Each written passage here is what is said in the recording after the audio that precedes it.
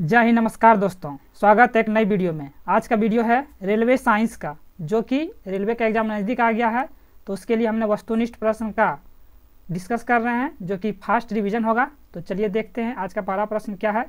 और ये हम कर रहे हैं आज के बायोलॉजी का, साइंस में कर रहे हैं, हम लोग बायोलॉजी का। बायोलॉजी में करेंगे कौन सा चैप्टर? तो सेल यानी कि कोशिका के बारे में डिस्कस करने वाले हैं। तो चलिए देखते हैं पहला प्रश्न क्या है।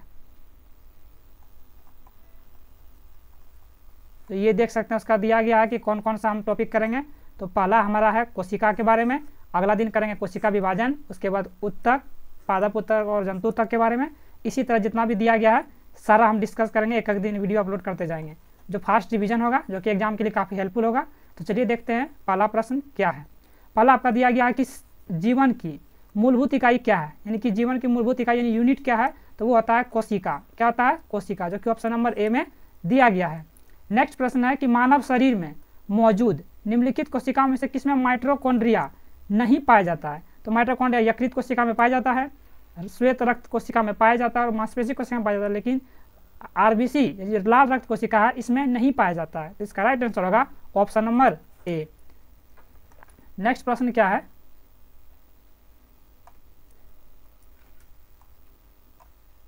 कि निम्नलिखित में से कौन सा स्टेम सेल का एक प्रकार नहीं है। तो स्टेम सेल का प्रकार नाभिरज्जु है, भ्रूण भी है और भ्रूण मूल्य है, लेकिन जो भेद है ये मेद ये है, जो कि ये स्टेम सेल का उदाहरण ये प्रकार नहीं है, जो कि इसका राइट आंसर होगा ऑप्शन नंबर डी। अगला प्रश्न क्या है कि कॉन्सेंट्रेशन ग्रेडियंट के खिलाफ कोशिका की हलचल को हम लोग क्या कहते हैं। कोशिका जो हलचल को कहते हैं वो कहते हैं हम लोग सक्रिय परिवहन, जो कि ऑप्शन नंबर ए में दिया गया है। अगला प्रश्न क्या है कि सबसे बड़ी मानव कोशिका कौन सी होती है। तो सबसे बड़ी जो मानव कोशिका होती है तो वो होती है फीमेल का ओवम होता है। Option number D right answer होगा। और मानव शरीर में सबसे छोटा बोलेगा तो वो होता है स्पर्म का, SPERM, स्पर्म का होता है, जिसको हम बोलते हैं शुक्राणु, ये सबसे छोटा होता है। अगला प्रश्न आपका क्या कर रहा है कि निम्नलिखित को एक उचित अनुक्रम में व्यवस्थित कीजिए, इसको क्रम में सजाना है कि कौन सा पहले आया है। तो सबसे पहले है आपका उत्परिवर्तन, उसके बाद है आपका जननात्मक विगलन, उसके बाद प्राकृतिक चयन नेचुरल सिलेक्शन, उसके बाद है विकास। तो इसका जो राइट आंसर होगा वो होगा ऑप्शन नंबर बी। अगला क्या कह रहा है कि गतिशील जीवाणु कोशिका को क्या कहा जाता है। तो गतिशील जो जीवाणु कोशिका होता है वो कहता है नर युग्मक, जो कि ये होता है मेल का। किसका होता है? मेल का जो स्पर्म होता है वो क्या होता है? वो गतिशील होता है, जो कि ओवम होता है। फीमेल का जो ओवम होता है वो गतिशील नहीं होता। तो इसका राइट आंसर होगा ऑप्शन नंबर 1। अगला प्रश्न आपका क्या है, देख सकते हैं अगला प्रश्न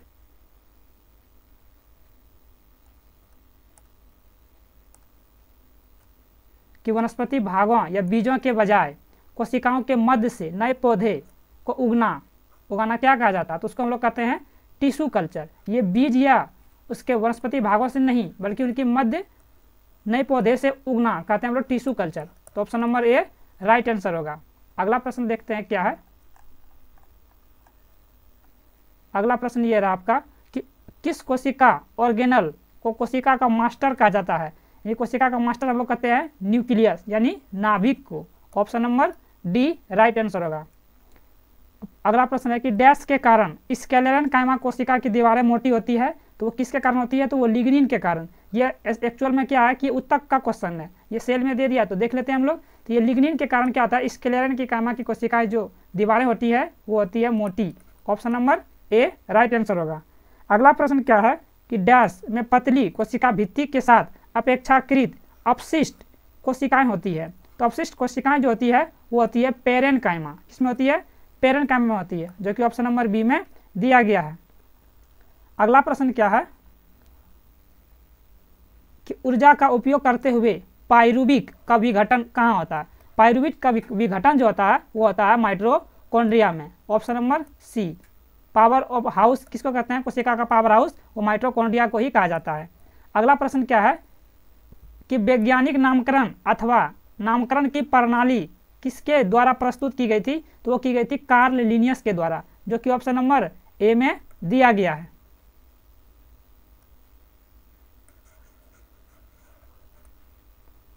अगला प्रश्न देखते हैं क्या है, किस प्रकार की कोशिका से त्वचा बनी होती है। हमारी जो त्वचा बनी होती है वो किस प्रकार की कोशिका से बनती है, तो वो बनती है अधिचर्म कोशिका, जो कि ऑप्शन नंबर सी में दिया गया है। अगला प्रश्न क्या है कि आप विकास के सिद्धांत को किससे जोड़ सकते हैं, तो विकास के जो सिद्धांत को जोड़ेंगे वो चार्ल्स डार्विन, जो कि ऑप्शन नंबर ए में दिया गया है। अगला प्रश्न क्या है कि निम्नलिखित में से कौन सी प्रक्रिया में कोशिका किसी अन्य जीवित भाग या एक पूर्ण जीव की सटीक प्रति की उत्पत्ति समाविष्ट है, तो वो होती है क्लोनिंग में। क्या होती है, क्लोनिंग। ऑप्शन नंबर डी में दिया गया है। और भी अगर टेक्नीशियन का आप लोग प्रैक्टिस सेट लगाना चाहते हैं तो हमारे प्लेलिस्ट में जाके देख सकते हैं, वहाँ हमने पूरा प्लेलिस्ट यानी कि 26 प्रैक्टिस सेट ऑलरेडी अपलोड कर दिए हैं, तो आप लोग जाके देख सकते हैं एक बार, बहुत काफ़ी हेल्पफुल होगा। आपके एग्जाम उसका नज़दीक आ गया है, आप लोग जाके देख सकते हैं। अगला प्रश्न आपका क्या है, देख सकते हैं कि सजीव जीवों के वर्गीकरण की मूलभूत इकाई को क्या कहते हैं। हम लोग कहते हैं स्पेसीज, स्पेसीज यानी कि जाति। ऑप्शन नंबर ए। डैश है कि डैश हमारे शरीर की कोशिकाओं में उपस्थित ऑक्सीजन के साथ संयोजित होकर के ऊर्जा प्रदान करती हैं, तो वो करती हैं शर्करा यानी कि कार्बोहाइड्रेट। इसके साथ ऑक्सीजन मिलकर हमारे शरीर क्या करती है, ऊर्जा प्रदान करती है। अगला है कि 19वीं शताब्दी में डैश ने प्राकृतिक चयन द्वारा प्रजातियों के विकास का सिद्धांत प्रस्तुत किया था, तो वो किया था चार्ल्स डार्विन ने। नेचुरल सिलेक्शन यानी प्राकृतिक चयन का जो सिद्धांत दिया था, तो वो दिया था आपका चार्ल्स डार्विन साहब ने दिया था। अगला कि मनुष्य के शरीर में उपस्थित निम्न में से किस कोशिका में केंद्रक नहीं होता है, यानी न्यूक्लियस नहीं होता है, तो आपका तंत्रिका कोशिका में होता है, श्वेत रक्त कोशिका में भी होता है, और आरेखित स्नायु तंतु में होता है, जबकि एरिथ्रोसाइट्स इसमें जो है कि केंद्रक नहीं होता है। ऑप्शन नंबर एक राइट आंसर होगा। अगला प्रश्न क्या है कि निम्नलिखित में से कौन सा शरीर कोशिकाओं की दो परतों से बना होता है। जो दो परतों से बना होता है तो वो होता है अपना हाइड्रा, ये दो परतों से बना होता है, जो कि option number C right answer होगा। नेक्स्ट प्रश्न है कि जीन उत्परिवर्तन निम्न में से किसके कारण होता है, तो जीन उत्परिवर्तन जो होता है वो नाइट्रोजनी क्षारों के अनुक्रम में परिवर्तन के कारण जीन उत्परिवर्तन होता है, जो कि option number B right answer होगा।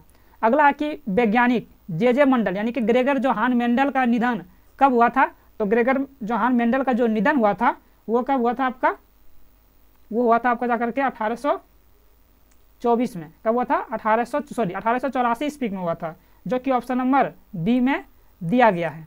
अगला कि किस कोशिका में मौजूद सबसे बड़ा कोशिकांग कौन सा है, तो सबसे बड़ा जो कोशिकांग होता है वो होता है नाभिक। मान लीजिए कोशिका है, तो इसमें सबसे बड़ा जो होगा तो वो नाभिक होगा। ये आपका क्या है, नाभिक। किसी भी सेल में, किसी भी कोशिका में सबसे बड़ा जो अंगक होता है वो होता है नाभिक। Option number B right answer होगा। अगला है कि कॉक्सी बैक्टीरिया की आकृति कैसी होती है। कॉक्सी बैक्टीरिया की जो आकृति होती है वो होती है गोलाकार। Option number B. अगला प्रश्न देखते हैं क्या है कि आधुनिक जीव विज्ञान का जनक किसे कहा जाता है, तो आधुनिक जीव विज्ञान का जनक कहा जाता है रॉबर्ट कोच को। और ऐसे अगर पूछेगा कि जीवाणु विज्ञान का जनक किसे कहते हैं, तो हम लोग कहते हैं अरस्तु को। किसको कहते हैं, अरस्तु को कहा जाता है। जबकि आधुनिक जीव विज्ञान का जनक पूछेगा तो वो रॉबर्ट कोच को। अगला प्रश्न देख सकते हैं क्या है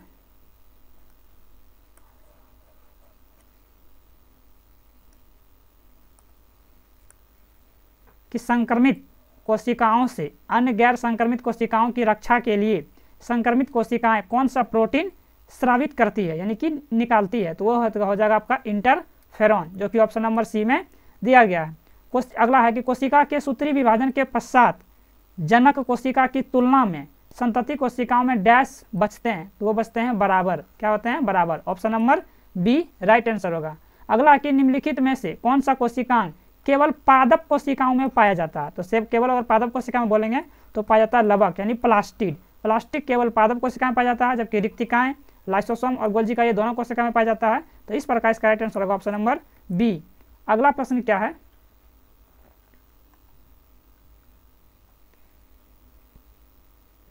कि रॉबर्ट हुक ने डैश की खोज की थी, तो रॉबर्ट हुक ने जो कि कोशिका की खोज की थी। किसकी खोज की थी, कोशिका की खोज की थी। ऑप्शन नंबर एक। और इन्होंने मृत कोशिका की खोज की थी। कब की थी, तो 1665 ईस्वी में इन्होंने खोज की थी। तो जीवित कोशिका की खोज किसने की थी, तो आप लोग कमेंट करके जरूर बताइएगा।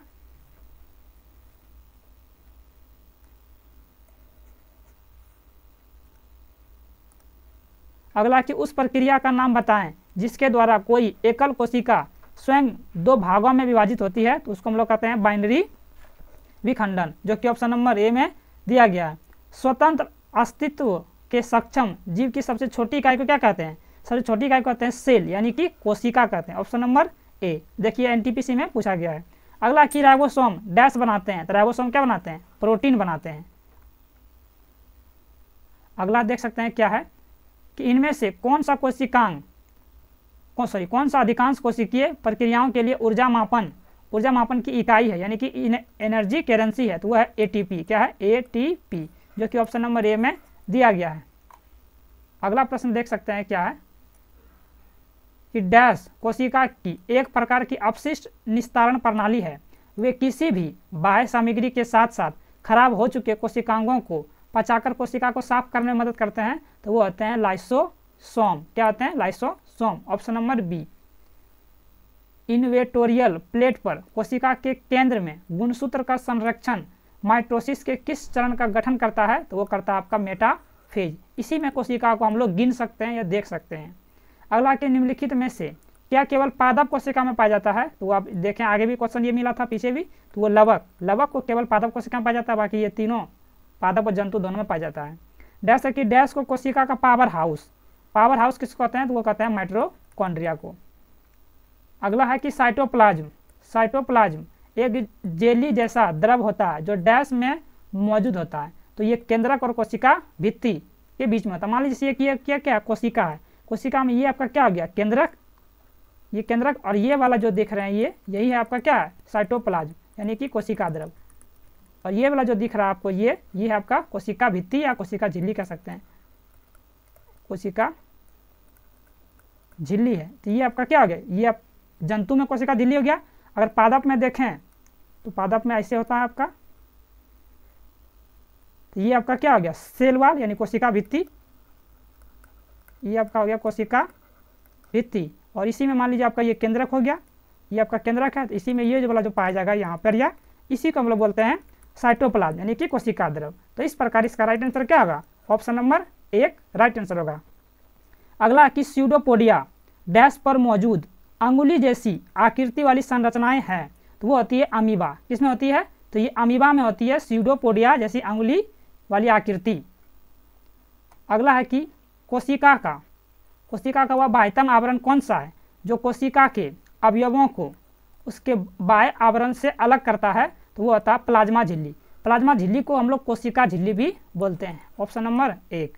डैश को कोशिकाओं का अध्ययन कहा जाता है, तो कोशिकाओं के अध्ययन को हम लोग कहते हैं साइटोलॉजी। क्या कहते हैं? साइटोलॉजी। अगला देखते हैं क्या है, उस वर्णक का नाम बताएं जिसकी वजह से पौधों का रंग क्या होता है? हरा, तो वो होगा आपका क्लोरोफिल। किस जीव में केंद्रीय डीएनए का एक पूर्ण सेट को हम लोग क्या कहते हैं? किसी जीव के केंद्रीय डीएनए के एक पूर्ण सेट को हम लोग कहते हैं जीनोम। वायवीय श्वसन कब होता है? वायवीय श्वसन क्या होगा? ऑक्सीजन का उपयोग करके ग्लूकोज के विघटन के दौरान वायवीय श्वसन होता है, और ये वायवीय श्वसन जो है ऑक्सीजन की उपस्थिति में होता है। अगला कि निम्नलिखित कोशिकांगों में से किसे कोशिका की आत्मघाती थैली कहते हैं, यानी सुसाइडल बैग कहा जाता है? तो ये हम लोग कहते हैं लाइसोसोम को। इसमें एंजाइम्स पाए जाते हैं, 24 प्रकार के एंजाइम्स पाए जाते हैं, और इसमें हाइड्रोलिटिक एंजाइम पाए जाते हैं, जिसके कारण से इसे कोशिका का आत्मघाती थैली कहा जाता है। अगला देखते हैं क्या है,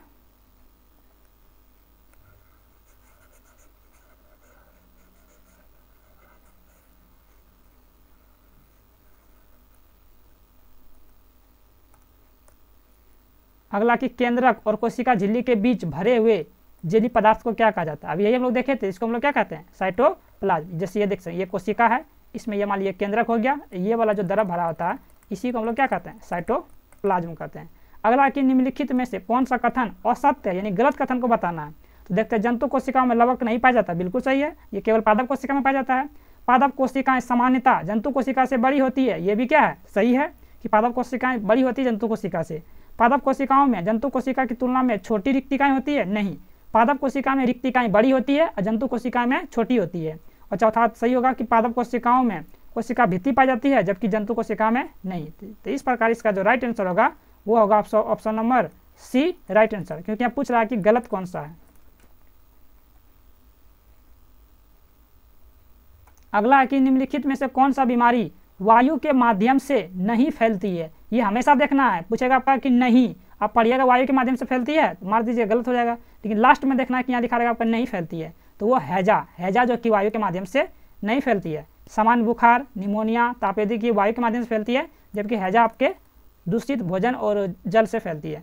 पानी की कमी के कारण कोशिका के संकुचित होकर कोशिका भित्ति से अलग होने की प्रक्रिया को हम लोग क्या कहते हैं, तो इस प्रक्रिया को हम लोग कहते हैं प्लाज्मोलिसिस, जो कि ऑप्शन नंबर डी में दिया गया है।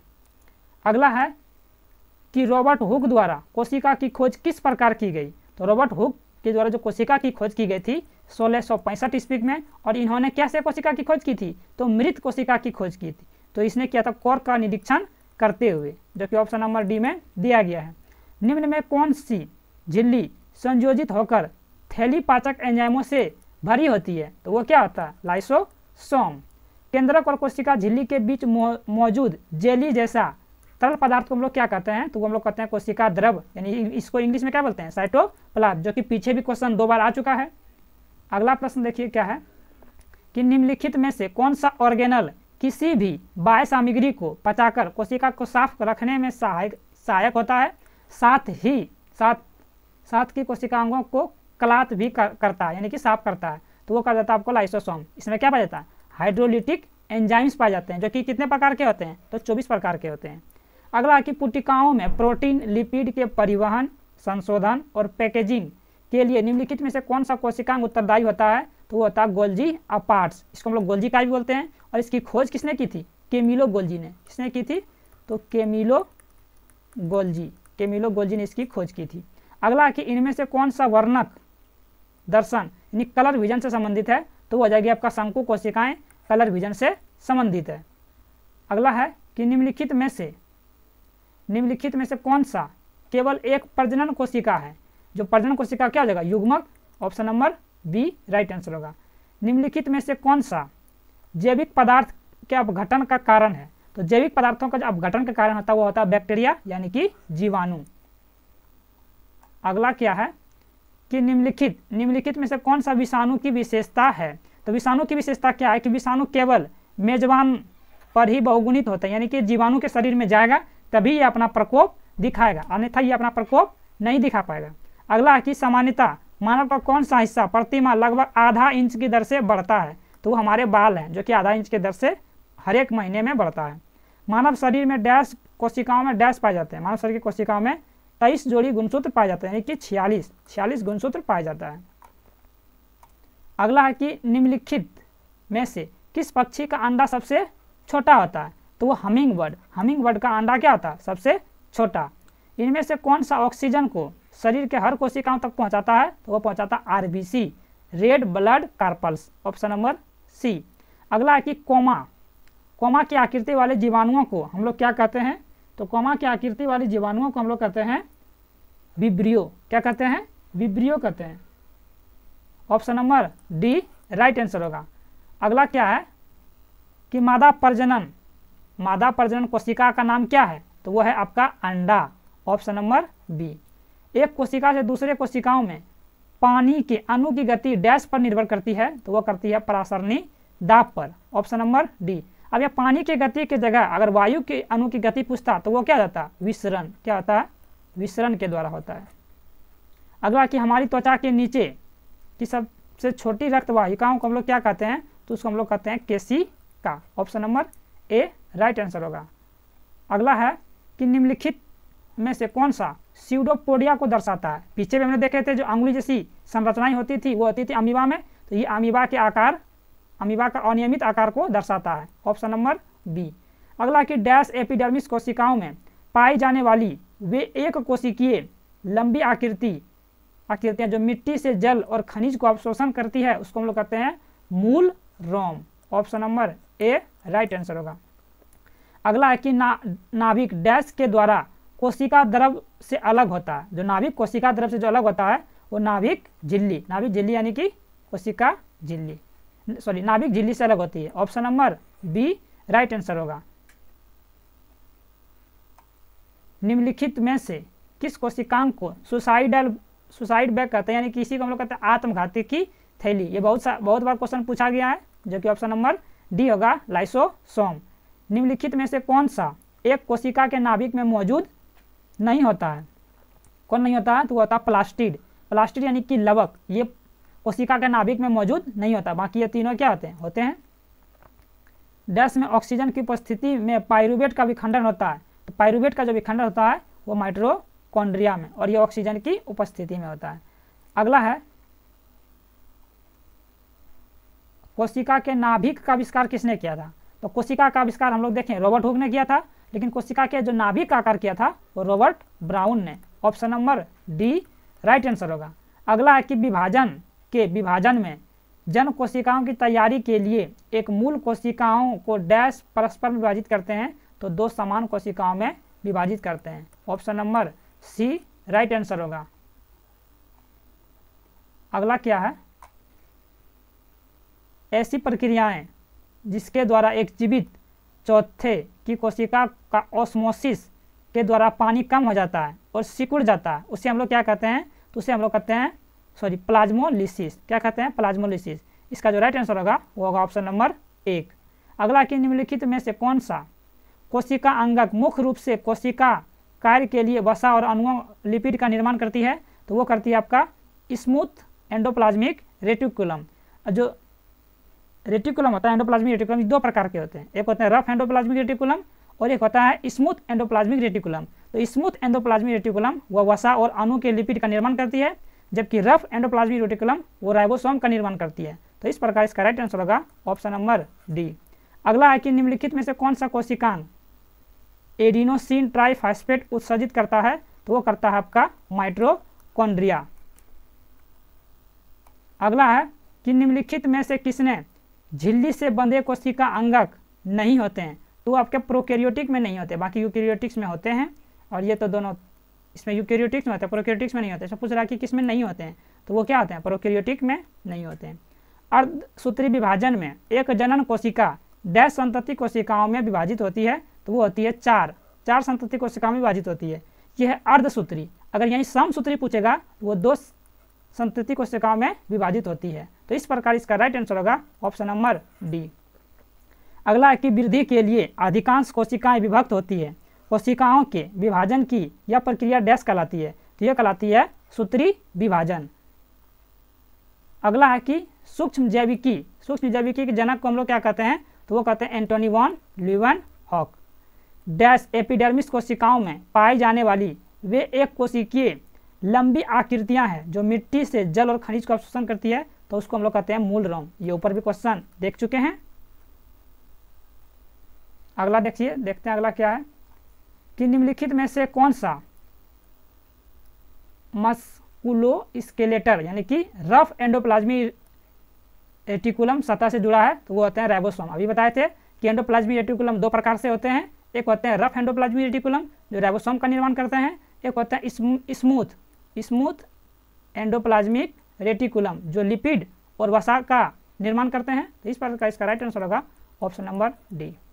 अगला कि डीएनए में विशेष स्थानों पर कट किसके द्वारा निर्मित होते हैं? तो वो होते हैं एंडोन्यूक्लियस के द्वारा।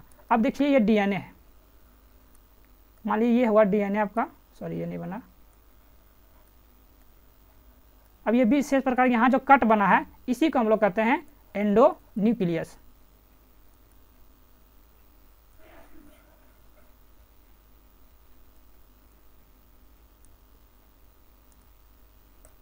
अगला है कि निम्नलिखित में से कौन सा कोशिकांग केवल पशु कोशिका में पाया जाता है? तो लाइसोसोम दोनों में पाया जाएगा, गोल्जी बॉडी भी दोनों पाया जाएगा, राइबोसोम दोनों पाया जाएगा, लेकिन सेंट्रोसोम क्या करता है? कोशिका विभाजन करता है, और ये केवल और केवल पशु कोशिका में पाया जाता है। तो इसका राइट आंसर होगा ऑप्शन नंबर सी। अगला है कि विदलन विभाजन के संबंध में निम्नलिखित में से कौन सा कथन सत्य है? तो वो कथन कौन सा सत्य है? कोशिका का आकार क्या होता है? विदलन विभाजन के संबंध में कौन सा कथन सत्य है? तो इसमें क्या होता है? कोशिका का आकार क्या होता है? घट जाता है। Option number B right answer होगा। अगला कि माइटोकॉन्ड्रिया में डैश किसका उपयोग करके पाइरूवेट को तोड़ा जाता है यानी विखंडित किया जाता है? तो वो ऑक्सीजन की उपस्थिति में तोड़ा जाता है। Option number A right answer होगा। अगला कि एक बैक्टीरिया अत्यधिक गर्मी, शुष्कता और विषैली रासायनिक वस्तुओं को सहने की क्षमता रखता है। इससे यह पता चलता है कि वह संभवतः डैश बन सकता है, तो वो बन सकता है endospores. Option number A right answer होगा। अगला है कि निम्नलिखित में से कौन सा कथन सही है, इसके बारे में बताना। तो यह सही कथन है वो ऑप्शन नंबर सी कि डबल रोटी और बियर को बनाने में प्रयुक्त ईस्ट एक फंगस होता है। ऑप्शन नंबर सी सही है। अगला क्या है देख सकते हैं कि डैश उत्तक की कोशिकाएं बहुत सक्रिय होती है।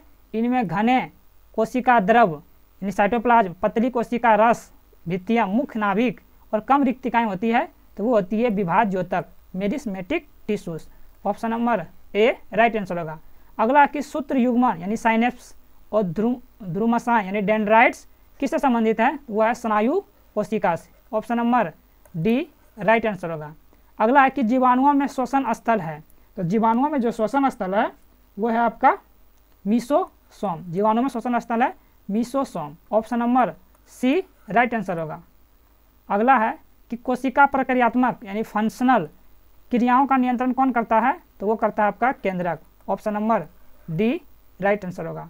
अगला कि जब कोशिकाएं समांतर में व्यवस्थित की जाती है तो क्या होता है, जब समांतर में व्यवस्थित की जाती है तो उसकी धारा की क्षमता क्या होती है, घट जाती है। एक कोशिका का जीव द्रव कैसा होता है, एक कोशिका का जो जीव द्रव होता है वो होता है colloid. Option number A right answer होगा। अगला प्रश्न क्या है कि नीचे दी गई गतिविधियों के द्वारा पदार्थ कोशिकाओं में प्रवेश करते हैं, किस विधि के लिए ऊर्जा की आवश्यकता होती है, तो वो होती है सक्रिय स्थानांतरण के लिए ऊर्जा की आवश्यकता होती है। अगला कि क्या विषाणु एक जीवित प्राणी है, नहीं, क्योंकि इसके पास अपनी प्रतिलिपि बनाने हेतु कोई विधि नहीं है। इस प्रकार इसका राइट आंसर होगा ऑप्शन नंबर बी। अगला क्या है, इनमें से किसमें डीएनए उपस्थित होता है, तो डीएनए होता है आपका जीन में। इनमें से कौन सी सारी शारीरिक क्रियाएं एक ही कोशिका में कर देता है, तो वो करता है बैक्टीरिया और protozoa. Option number B right answer होगा। अगला कि विषाणुओं के विषय में कौन सा कथन सत्य नहीं है, गलत है। इसमें डीएनए उपस्थित होता है, सही है। जेनेटिक इंजीनियरिंग में प्रयोग होता है, ये भी सही है। कुछ बीमारियां पैदा करती है, ये भी सही है। लेकिन ये जीवित प्राणी है, ये नहीं है। इस जीवित प्राणी के शरीर में जाएगा तब ये काम करेगा। अगला है मनुष्य शरीर के प्रत्येक कोशिका में केंद्रक होता है, केवल डैश को छोड़ करके। पीछे भी बता चुके हैं, ये लाल रक्त कोशिकाओं में केंद्रक नहीं होता है। अगला कि सारे बैक्टीरिया किस जीव जगत से संबंधित है, तो वह है मोनेरा जगत से। किससे, मोनेरा जगत से। और ये होते हैं प्रोकैरियोटिक। एक पौधा एक जीवधारी की कोशिका सूक्ष्मदर्शी के नीचे केंद्रित थी, दोनों में भेद करने में किस विशेषता ने छात्रों की सहायता की थी, तो वो की गई थी कि पौधों की कोशिका की कोशिका भित्ति होती है परंतु जीवधारियों की नहीं होती है। ये कथन क्या है, सत्य। इसी से उनको यानी दोनों में अंतर करने में सहायता मिली थी। Option number B right answer होगा। अगला कि एक युग्मन क्या है, एक युग्मन क्या है कि कई लक्षणों के साथ जननीय कोशिका होती है। Option number B right answer होगा। अगला प्रश्न क्या है, कोशिका के किस हिस्से को कोशिका का पावर हाउस कहा जाता है, तो वो हम लोग कहते हैं माइटोकॉन्ड्रिया को। कोशिका में 6 कार्बन वाले अणु और ग्लूकोज के 3 कार्बन वाले अणु पाइरूवेट में विखंडन की प्रक्रिया कहाँ पर होती है, तो वो होती है कोशिका द्रव यानी कि साइटोप्लाज्म में। और ये देख सकते हैं कि ये 2022 के ग्रुप डी में पूछा गया है। अगला है कि निम्नलिखित आरेख में कौन सा अक्षर वोमेन संपुट के क्षेत्र को दर्शाता है, तो वह ये वाला जो है यही वाला दर्शाता है वोमेन संपुट को, जो कि ऑप्शन नंबर सी में दिया गया है। भोजन और अन्य पदार्थों का परिवहन ऊपर और नीचे दोनों दिशाओं में आसन्न सहचर कोशिकाओं की सहायता से चालनी नलिकाओं में होता है। यह प्रक्रिया क्या कहलाती है, यह प्रक्रिया कहलाती है आपका स्थानांतरण। Option number A right answer होगा। अगला प्रश्न क्या है कि कई प्रकार के वृक्ष पुराने पत्तों को क्यों गिराते हैं। ये जितने भी प्रकार के जो वृक्ष हैं कई प्रकार के अपने पुराने पत्तों को क्यों गिराते हैं, क्योंकि कोशिकाएं अपशिष्ट पदार्थों से भरी होती है, इसलिए पुराने पत्तों को गिरा देती है। अगला कि मानव कोशिकाओं में ग्लूकोज के विघटन द्वारा ऊर्जा का निर्माण होता है। ग्लूकोज के विघटन के लिए इनमें से किसकी आवश्यकता होती है, तो वो होती है ऑक्सीजन की आवश्यकता होती है। Option number A right answer होगा यानी O2। अगला देखते हैं क्या क्वेश्चन ये कि निम्नलिखित में से कौन सा शब्द जल के अणुओं की एक वर्णता पारगम्य झिल्ली के आर पर गति का वर्णन करता है? तो वो करता है आपका परासरण। Option number D right answer होगा। अगला प्रश्न क्या है कि निम्नलिखित चित्रों में दर्शाए गए प्रकार की कोशिकाएं कहाँ पाई जाती है? यानी ये फिगर वाला क्वेश्चन 2000 ग्रुप डी 2022 में जो एग्जाम हुआ था उसमें पूछा गया, तो फिगर वाला आप लोग जरूर देखिएगा। इस प्रकार जो कोशिकाएं होती है कहाँ पाई जाती है? वो पाई जाती है पत्तियों और परहोर में। अगला क्या है देख सकते हैं, आपका ये आखिरी क्वेश्चन है, निम्नलिखित में से कौन सा जीवित सजीव होने का एक समान प्रमाण है?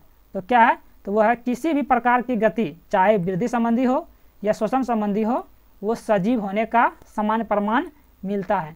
तो इस प्रकार इसका राइट आंसर होगा ऑप्शन नंबर डी। तो ये हमारा सेल से रिलेटेड जितने भी क्वेश्चंस अभी तक रेलवे में पूछे गए थे सारे हमने इसमें डिस्कस कर दिए हैं। तो इस वीडियो को आप लोग 1 से 2 बार जरूर देखिएगा, जिससे कि एग्जाम में जो भी क्वेश्चन आए आप बना सके और आपके कंसेप्ट क्या हो क्लियर हो सके। तो मिलते हैं किसी दूसरे वीडियो में, तब तक के लिए जय हिंद।